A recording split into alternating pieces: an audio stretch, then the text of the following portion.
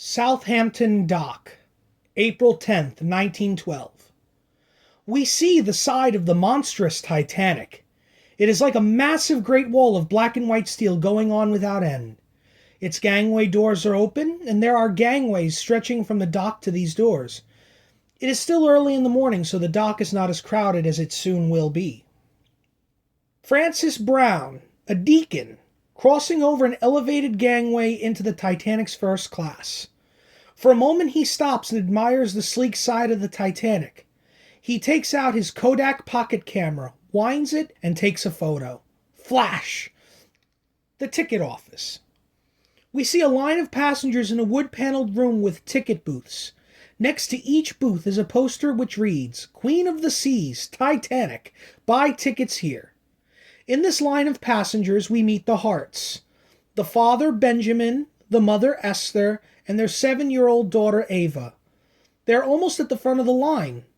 Mrs. Hart has been concerned over the past couple of weeks because she has a premonition something bad is going to happen. She tells her husband of her concern. "Benjamin, let us wait a little while longer before we take this journey." Benjamin turns to Esther and says, "My love, if I stopped every time you had a bad feeling about something, we'd get nowhere. Everything will be all right." They finally get up to the front of the line and meet the ticket agent. The ticket agent turns to Mr. Hart and says, "I'm sorry, sir, but on account of the coal strike here in Southampton, all the coal from the other White Star vessels has been transferred over to the Titanic. I can transfer you and your family over as well. There's a vacancy for a comfortable second-class cabin." Benjamin says, "Yes, please book it." The ticket agent fills out the tickets. While he does so, he turns to Mrs. Hart.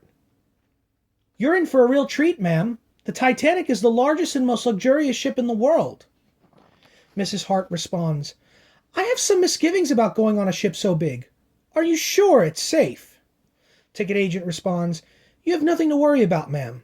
The Titanic has 16 watertight compartments.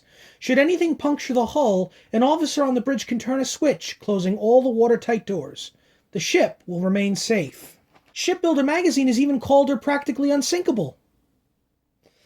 Now I know why I'm having this premonition. To say a ship is unsinkable is to fly in the face of God. We see the Harts crossing the gangway into the second-class entrance near the aft part of the Titanic. The family is midway along the gangway when Esther stops. Benjamin and Ava walk on ahead. Benjamin turns around to see what is holding his wife up. Ava is halfway between the two of them. "Benjamin, I will ask you one last time. Please let us not go." A line is beginning to form behind Esther.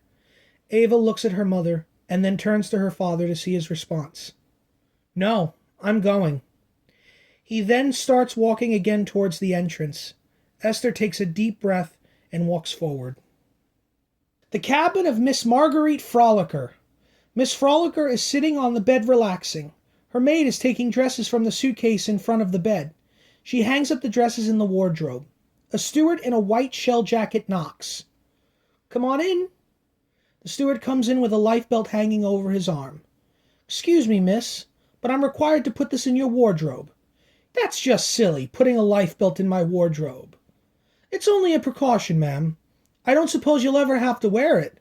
Unless, of course, you want to wear it as a decoration." They both laugh. The muffled sound of the Titanic's whistle blasting for departure is heard. On the boat deck of the Titanic, Marguerite Frolicker comes and looks over the rail. She too sees the crowded dock. On her left is Francis Brown with his camera. Francis is taking pictures of everything around him. Looking down the port side of the Titanic, we can clearly see the dock moorings have been thrown from the Titanic and the ship is being pulled away from the dock. We see the Titanic's starboard side amidships to aft and 2 tugboats alongside in the ship's swell. This image is inspired by footage of Titanic's sister Olympic leaving New York Harbor. By the Titanic's aft propellers, we see a whirlpool wash forming and see mooring ropes snap like gunfire. From Francis's view on the Titanic's deck, we see the stern of a smaller steamship, the SS New York, pull forward towards the stern of the Titanic. Passengers on both ships gasp. Crewmen on the New York are scrambling and throwing mooring lines to the tugs below. Marguerite Frolicker and Francis hold their breath. Francis takes a photo of the spectacle. Flash! We hear the gasping passengers and sailors barking out orders over the image. We see the stern of the Titanic, another ship, and the SS New York in between. A tug is pulling the stern of the New York towards us, and a collision is narrowly missed.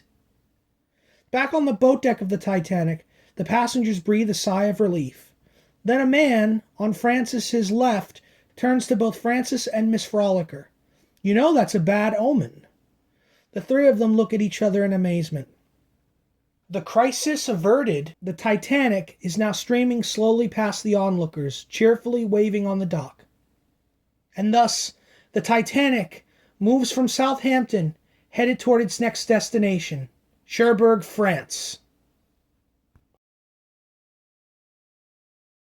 Thank you so much for watching this video. If you found value in it, please like, comment, and subscribe, and I'll see you in the next one. Be safe, my friends.